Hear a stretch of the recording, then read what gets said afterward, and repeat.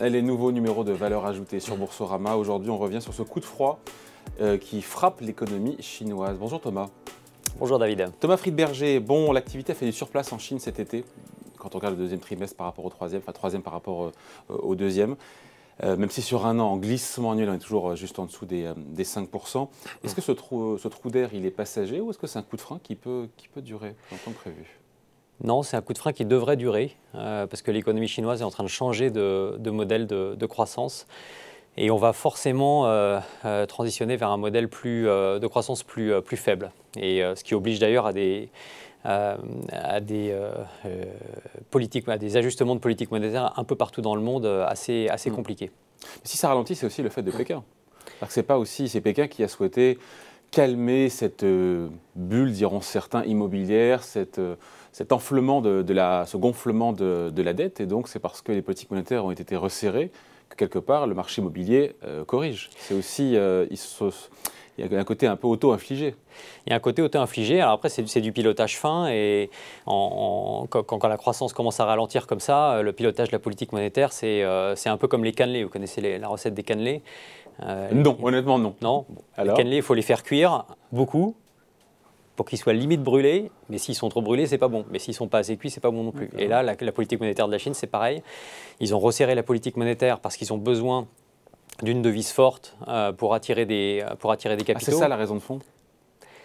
Aux autos aussi, c'est pour avoir un yuan fort pour développer leur marché financier, notamment. C'est ça. Mais une fois que ça a eu des effets sur notamment les entreprises trop endettées qui commencent à faire défaut, et c'est le but de la Chine de laisser faire défaut des entreprises qui sont trop endettées pour crédibiliser leur marché du crédit, et bien la politique monétaire doit s'ajuster. Et donc on a vu des assouplissements là récemment qui sont en fait du pilotage fin d'un modèle de croissance qui est en train de tourner vers un modèle de croissance beaucoup plus long terme, beaucoup plus durable, beaucoup plus résilient, mais qui sera moins forte. Donc avec plus de consommation intérieure, moins d'exportation. Donc quelque part, parce que Pékin insiste aussi sur la qualité de la croissance. C'est un message qui a été martelé par le pouvoir. Oui, et ça c'est nouveau. Depuis que la Chine s'ouvre au monde, c'est-à-dire depuis 1978 et l'ouverture de Deng Xiaoping jusqu'en 2020, le modèle chinois, c'était vraiment la croissance à tout prix, je dirais, parce qu'il y avait un besoin de rattrapage. L'objectif, c'était d'augmenter le PIB par tête d'habitant pour augmenter la qualité de vie des habitants en Chine, en tout cas leur pouvoir d'achat. Et ça, c'était possible parce que la Chine se reposait sur une force de travail pléthorique, peu chère, qui leur permettait en fait d'avoir un modèle bâti sur des exportations et donc une devise mercantiliste. La population chinoise vieillit, on en a déjà parlé plusieurs fois, et donc la Chine doit changer de business model. Il se trouve que ce rattrapage économique, il a été très spectaculaire, il a été parfaitement piloté, mais il s'est fait au détriment de trois choses très importantes. La première, c'est l'environnement. La Chine a sacrifié son environnement et aujourd'hui, les problèmes environnementaux sont un frein à la croissance, donc la Chine doit les adresser. Deuxièmement, la philosophie égalitaire du Parti communiste. Cette croissance chinoise, quand même de 13% par an depuis 1990, c'est un rythme provoqué assez des effréné. grandes inégalités. Exactement, des grandes inégalités. Et le troisième, c'est la dépendance vis-à-vis des États-Unis, puisque l'ouverture de la Chine sur le monde s'est faite justement par les exportations, en accroissant sa dépendance au dollar. Ces trois phénomènes-là, aujourd'hui, doivent être rééquilibrés. Et c'est exactement ce qu'est en train de faire la Chine. C'est-à-dire que quand on regarde ces trois choses-là, on retrouve les trois priorités du gouvernement chinois pour les 10 prochaines années: indépendance, environnement et inégalité. Donc un ralentissement de la Chine, fondamentalement, au-delà de l'aspect conjoncturel, n'est pas si mauvais que ça, puisqu'il est plus vertueux quelque part. Ouais, c'est pas une mauvaise nouvelle pour la planète. Ça fait partie justement de la recherche de ces nouveaux modèles de croissance plus durables.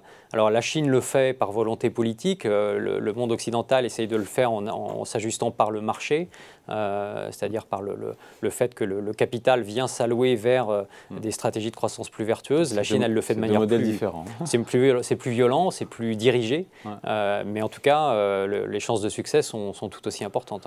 Ouais. Après, la Chine, vous le savez, Thomas, c'est une locomotive de l'économie mondiale. La Chine, c'est quand même, ça représente quasiment 30% de la croissance mondiale entre 2013 et 2018.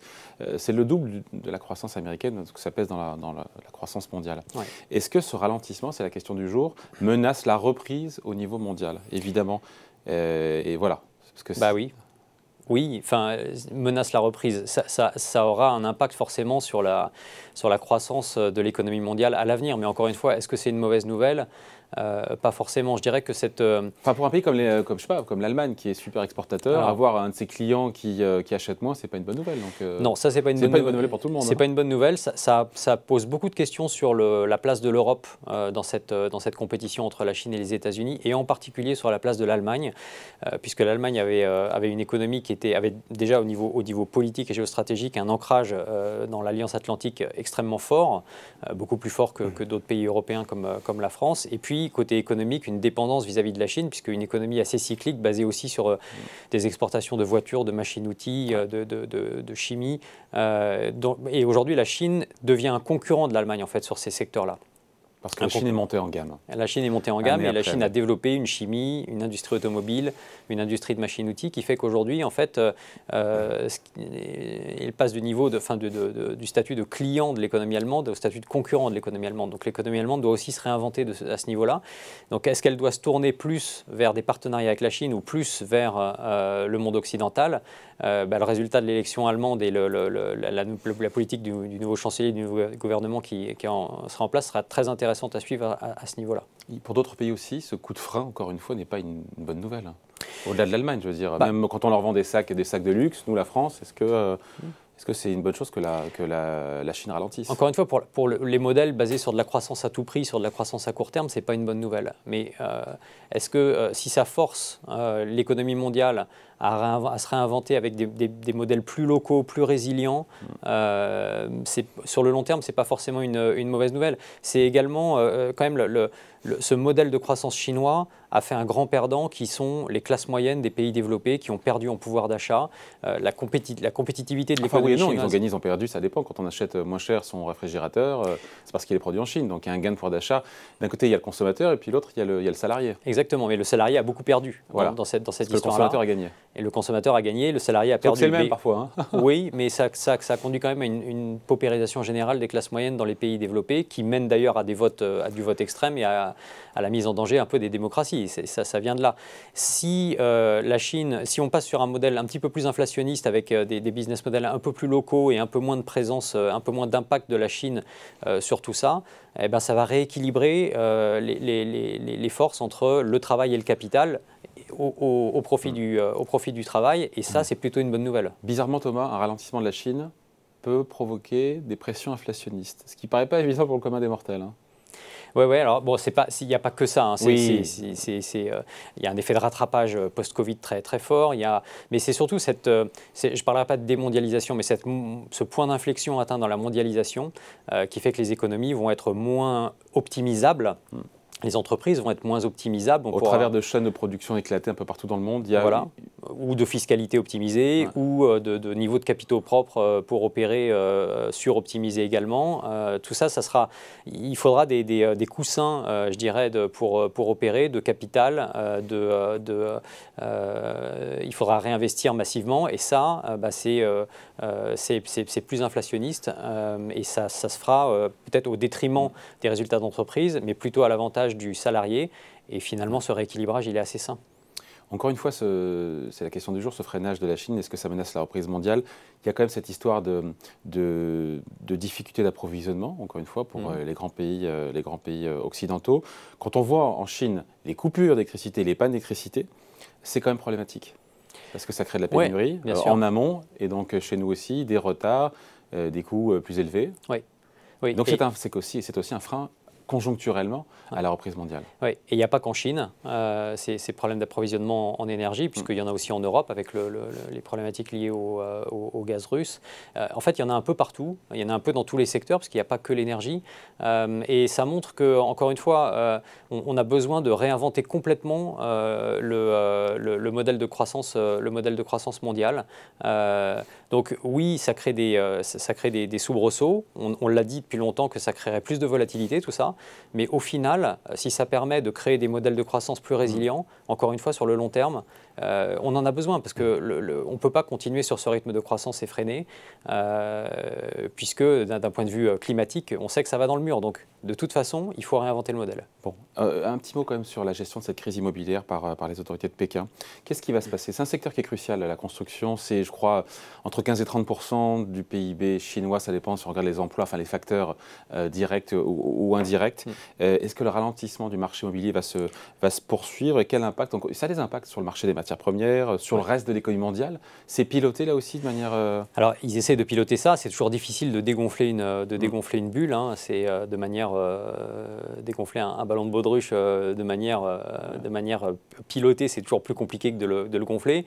Mais ils essayent de le faire. Alors, ce qui va probablement se passer, c'est qu'on va voir d'autres défauts d'entreprises dans ce secteur-là, ce qui est plutôt une bonne nouvelle parce que ça rend le marché chinois investissable. Mais en l'occurrence, des grandes entreprises qui sont systémiques, probablement comme Evergrande, qui a 300 milliards de dettes. Là, le défaut, si défaut il y a, est en train d'être piloté. Pour pas qu'il devienne systémique. Ouais. Si je résume, et on se quitte là-dessus, Thomas, finalement, ce freinage chinois, ce n'est pas si inquiétant que ça, mais en même temps, pour les marchés qui sont fortement valorisés, avoir un ralentissement de la croissance chinoise, donc mondiale, puisque c'est une locomotive, ça veut dire des croissances bénéficiaires moindres et donc peut-être aussi une correction des indices boursiers. Alors oui, en tout cas... Pardon de voir les choses pas seulement avec en tout cas, un besoin de sélectivité très fort. Et on en revient toujours au point de la dispersion qui augmente dans ces phases de marché-là. Il y a des opportunités très fortes sur certains secteurs. Alors on en a déjà parlé, mais la transition énergétique, etc., c'est des secteurs où il y a des opportunités d'investissement extrêmement fortes. Forte valorisation aussi, c'est bien valorisé. Alors tout ça. pas surtout. Sélectif. Sur la tech, c'est pareil. Il y a des choses qui sont très abordables dans le secteur de la tech, au sens large, dans la digitalisation, des solutions de digitalisation des entreprises. Ce sont des tendances séculaires qui s'enclenchent. Enfin, ce sont des tendances au moins qui vont durer plusieurs décennies.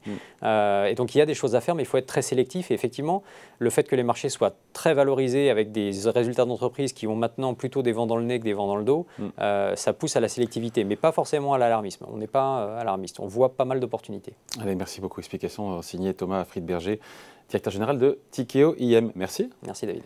Et évidemment, Valeurs Ajoutées revient la semaine prochaine sur Boursorama.